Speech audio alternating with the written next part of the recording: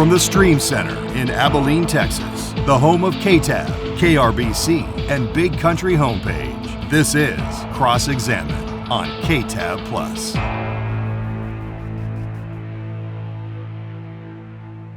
In this episode of Cross-Examine, we're continuing to look at the capital murder case of Gregory Summers, who hired Andrew Cantu to kill his parents in June of 1990, and they actually burned the house down.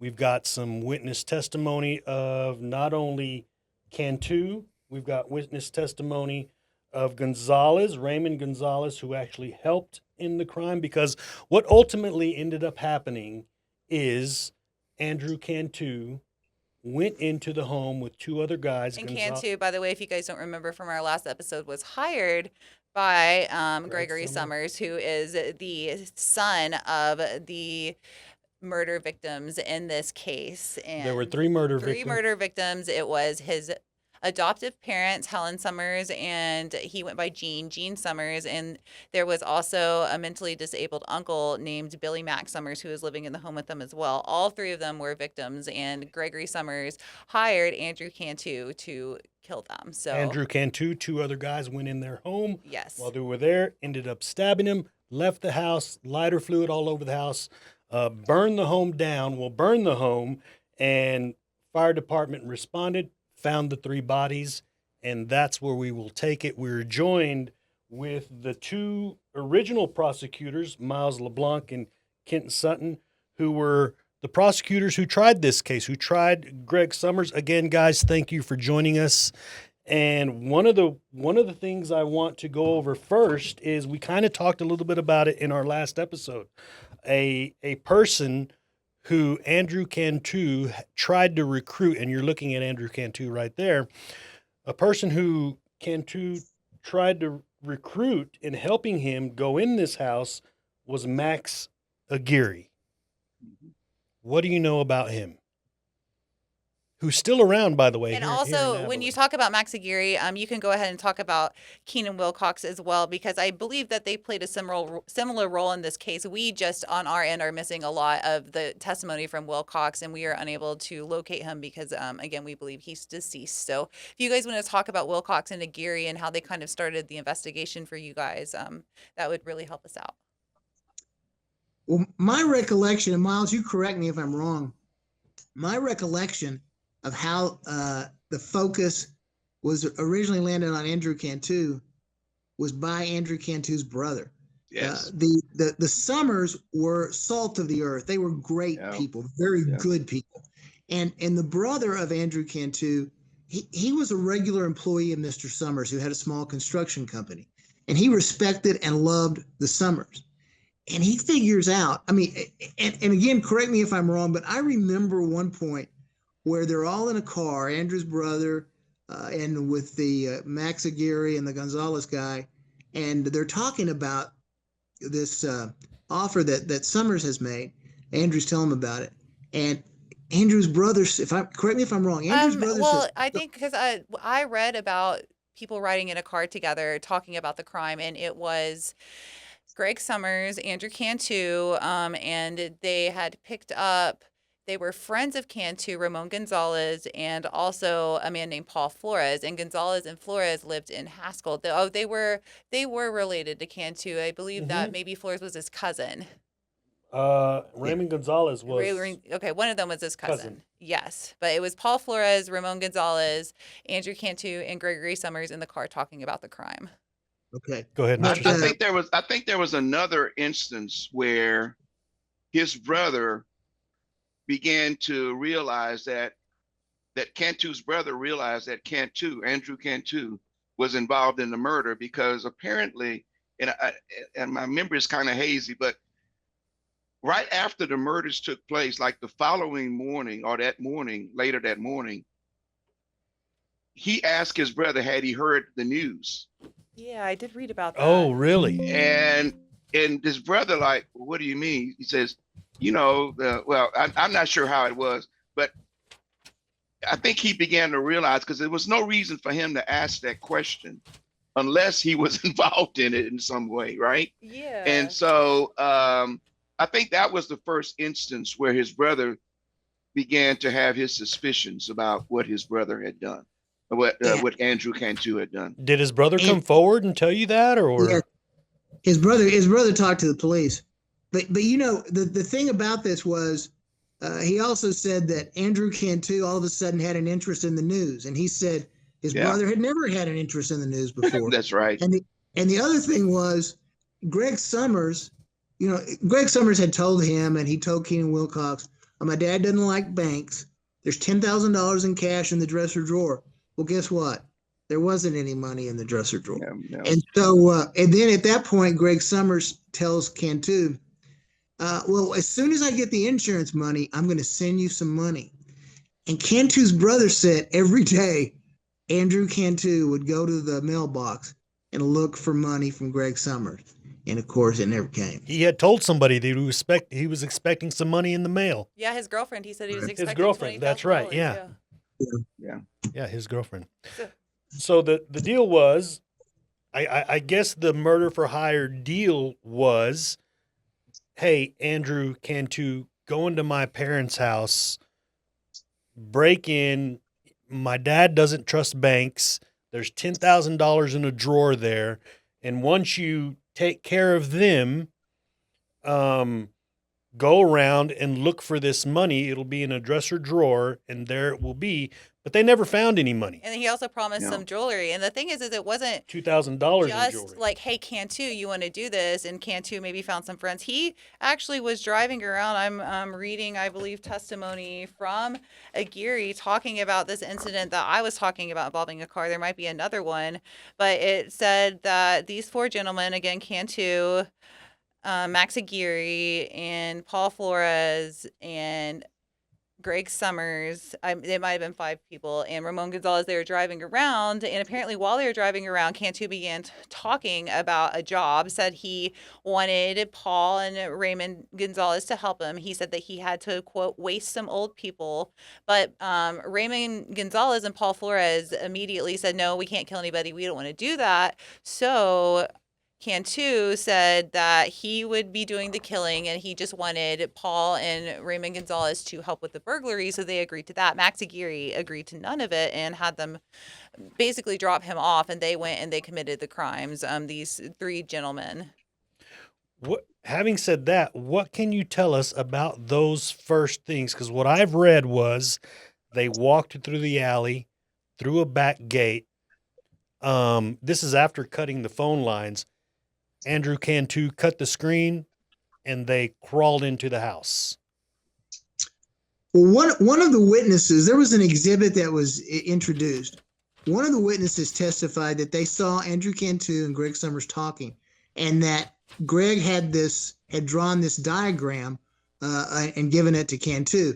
And we got that diagram, and it really was a map of going down the alley and which house to go to and going in the back and everything. So that was connected to that whole route that they took was connected to Greg Summers because he had drawn out a little map and gave to Andrew Cantu. There was even a witness who saw the guys walking towards the house after they parked down the way, and they were walking towards that alley. From what I read, and then go ahead. I'm sorry. I was just going to say the evidence against Andrew Cantu was overwhelming, and there was obviously two eyewitnesses that saw him murder these three people. And that's where I was going next. They crawled in. Andrew Cantu was first, and then I saw some testimony. I forgot if it was Gonzalez. It was Gonzalez because Aguirre, again, refused to even take part in the burglary. So they dropped him off, and he had no idea what happened inside the house. Gonzalez and Paul Flores actually went into the house while Andrew Cantu was committing these crimes. He said that once they crawled in after Cantu, he was already stabbing the dad, who was in bed. Yeah. Then turned on lights to find Mom, who was in a recliner in the living room, stabbed her, and then found their mentally disabled son. And that was his uncle. Mentally disabled. Yeah, that was Mom's Greg Summers' uncle. Okay, and then stabbed him, each of them several times in the chest. Andrew Cantu apparently did it all, according to the testimony of Raymond Gonzalez. Well, and I think, correct me if I'm wrong, Ken. It basically, he sent the other two guys who were involved in this whole escapade to search for the money while he did the murders. That's right. Right. Yeah. And it's like they can't report it back. Andrew, we can't find the money. We haven't found anything. And then from that point on, Andrew suspected that they had taken the money and just wasn't telling them. But anyway, it was a horrific. I mean, I just can't imagine being in that house at that time and having someone just show up and start stabbing you. I mean, I just think about that.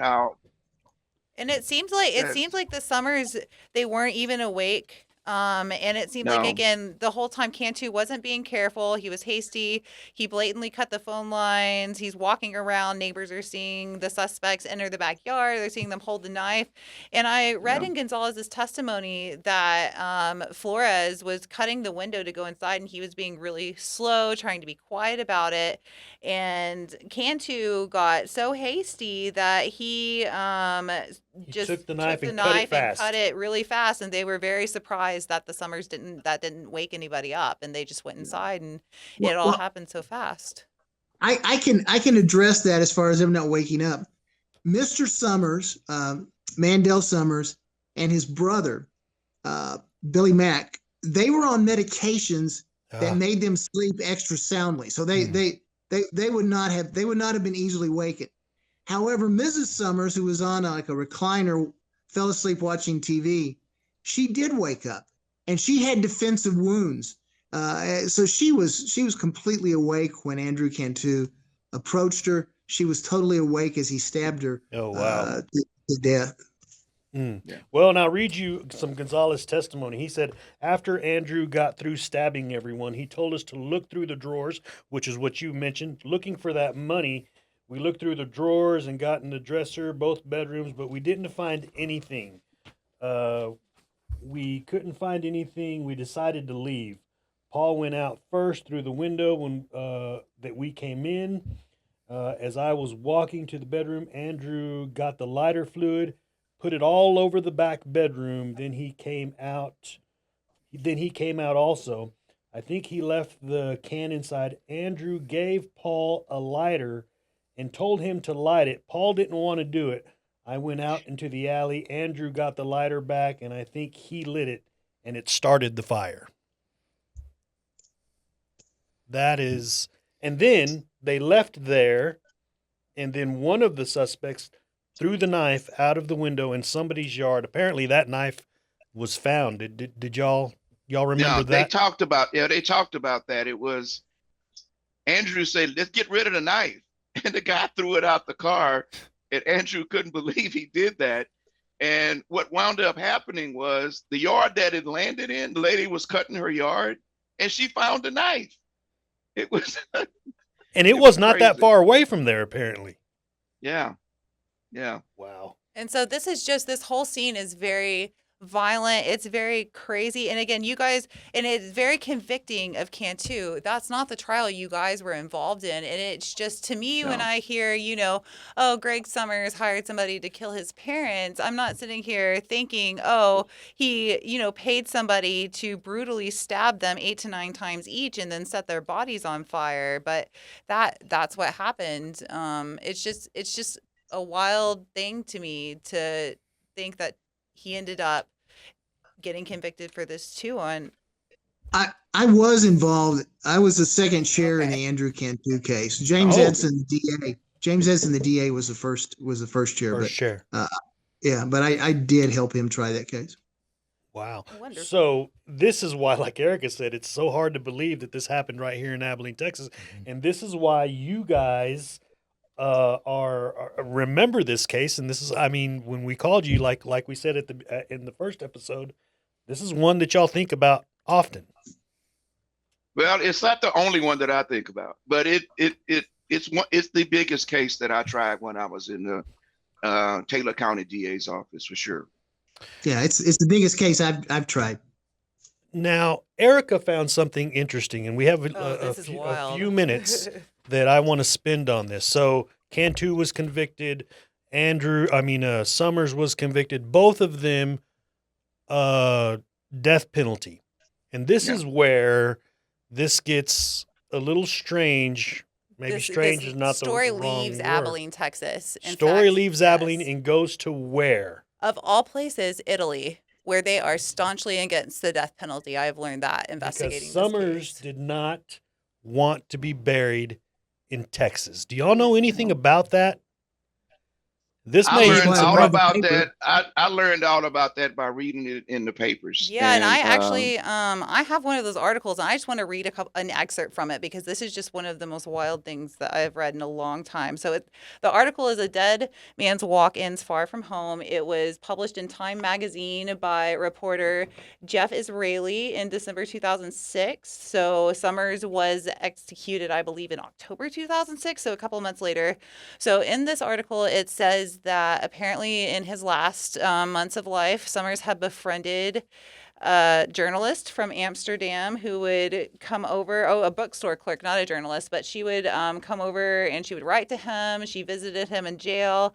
And while she was telling his story, she was trying to get his conviction overturned. He would tell her and through her platform, other people, that he wanted to be buried anywhere but Texas. So apparently they tried to get him buried in the Netherlands. They tried to get him buried in Britain. They tried to get him buried in Tennessee. But none of that worked out until this middle school principal in Italy. Her name was Maria Caretta. She had been following the case, I guess, with a class of sixth graders.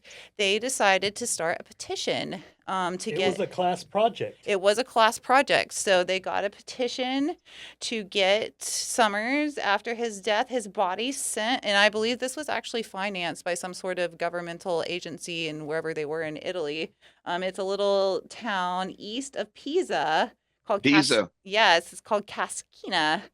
So that is where they got his body. We unfortunately were not able to secure these pictures, but we have seen pictures of the burial. So his final request was that he wanted to be buried in an all-white casket, and he wanted these school children who petitioned to have him brought to Italy, wanted them to sign his casket. So they all did. They were there. They did. There's a picture of the white casket with all the kids' signatures on the casket. He was in a full pink cowboy suit in the casket. I did not get to see those pictures, but I believe it based on everything else I saw. And the woman, the principal who led this campaign, she has this quote that I would like to read. It says, quote, "Let it be known that he wanted to be buried in a white coffin with the school children's signatures. And he wanted white to be a symbol of innocence. And I, too, have decided that while it's not my favorite color, I will wear something white to the funeral." And she did. She was there wearing white in the pictures. And it looked like a lot of townspeople from Cascina, Italy, were following in the procession to have his casket lowered into the ground. Because I'll describe this picture. It is in the foreground. There's the white casket with all the signatures of the kids. There's a few people carrying the casket. And in the background, you can see all the townspeople. It looks like they're maybe following this casket in a procession. You would pay your respects. So it's just the most wild thing to me. And in this article, even they're saying that the pastor that was there, the man inside this coffin, died at the hands of a human tribunal. He was killed by us and not the Americans, for we are all involved in this story. We don't love enough in this world. So apparently it's just the most heartbreaking thing to them in Italy that a convicted capital murderer. Mr. LeBlanc, you learned about this afterwards. What did you think about that? Okay. So Kent and I tried this case. Like I said earlier, literally, I could almost reach out and touch Greg Summers. Greg Summers was right there. And I'm going to tell you right now, and I've tried a few cases where you can look in the eyes of someone. This guy, I'm sorry to say, and I hate to say that for a human being, the guy had no soul. His eyes, behind his eyes was nothing. They were blank, dead eyes. for these kids to be bamboozled by Greg Summers is unconscionable. This guy beat his own kids. Didn't testimony come out that he brutalized his own kids? Yes, his sons. And he set fire to a house that they were sleeping in. And when he came back, the question he asked his wife was, are the children okay? He asked her, is the dog okay? So that tells you how much he loved his kids. Yeah. I mean, God bless these kids. I really feel like they feel like what they're doing is right, or what they did was right. But in no way did Greg Summers deserve that kind of grace from these kids. The way he lived his life, he basically earned his death penalty. And it's just a shame that in a later end, right before his execution date, he got these kids to do what they did for him, because he did not deserve that. And you guys might not know, is it pretty common practice for people on death row to try to get buried in another location? Does this happen often? I had never heard of this in my life. I've never heard of it ever. I mean, except for Greg Summers. Wow. Nobody in America would claim his body. His aunts and uncles and cousins, they all despised him. There was not a single relative that shed a tear for Greg Summers. Kent, do you remember when we tried this case that there was a French journalist there who was covering it? Basically, she was, I think, basically as like how barbaric we were, that we were trying this guy for capital murder. And she hung around the courtroom for basically the whole time we were there, right, Kent? Right. And I don't know what she wound up writing about the case. I never read the article, but it was pretty interesting. Yeah, there was some interest even before the execution was scheduled. Before that was something on the horizon.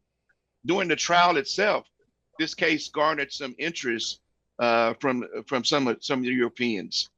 Wow, just amazing. Well, we have a few minutes left. Mr. Sutton, would you like to say something short and sweet to end off your experience in this case?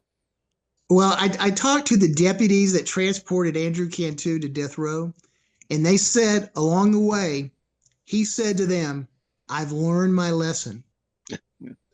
Not to take other witnesses with me." And of course, the lesson he should have learned was, don't kill people, don't commit the crime. But he didn't learn his lesson. Mr. LeBlanc, would you like one thing I want to say is this was a very special case in so many ways.